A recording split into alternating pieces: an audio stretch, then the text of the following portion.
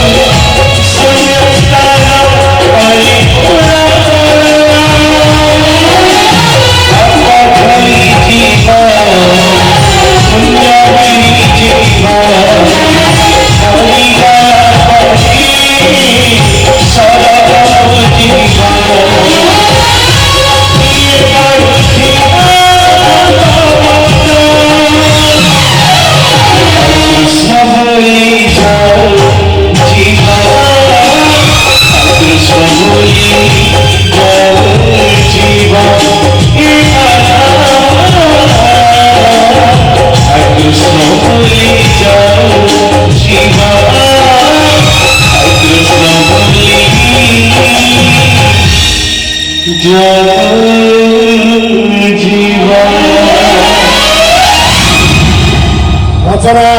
Doctor निहार रंजन महांती निर्देशना ओडिशा यात्रा जगतर स्वाभिमानी director प्रशांत नायक और बलिया सारंगर बलिष्ठ निर्देशनार नाटक संगीत निर्देशक कृपा सिंधु बेहेरा एकन सारंगर सुमधुर कंठर मूर्छनार संगीत मन रखु दर्शक बंधु आसंता काली यात्रा मौरमणि शिवानी गणनाट्य मंचस्थ करिब अनुष्ठान विस्फोरक नाटक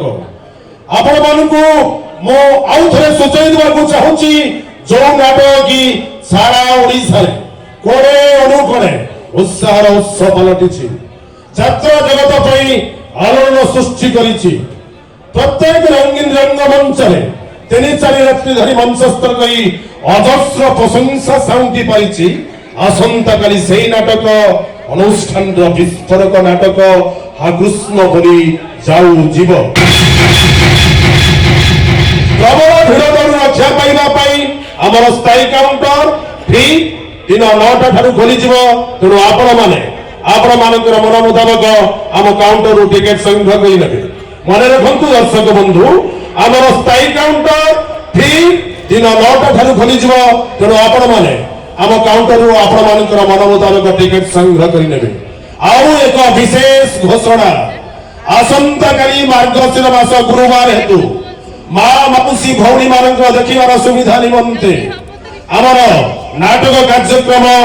ঠিক রাত্র 9 ঘটিকা সময় আরম্ভ হব। মনে রাখন্তু দর্শক বন্ধু, আসন্তাকালি মার্গশির মাস গুরুবার হেতু মা মাউসী ভৌণী ମାନଙ୍କ ଦେଖିବାର ସୁବିଧା ନିମନ୍ତେ ଆମର ନାଟକୀୟ କାର୍ଯ୍ୟକ୍ରମ ଠିକ ରାତ୍ର 9ଟା ଠାରୁ ଆରମ୍ଭ ହୋଇଯିବ। ଏଥିପାଇଁ ଆପଣମାନେ ସମସ୍ତେ ସଜାଗ ହେଇ ସମସ୍ତଙ୍କୁ କହିଦେବେ। ତେବେ ଆସନ୍ତୁ ଦର୍ଶକ ବନ୍ଧୁ ଆଜିର ନାଟକ କାର୍ଯ୍ୟକ୍ରମକୁ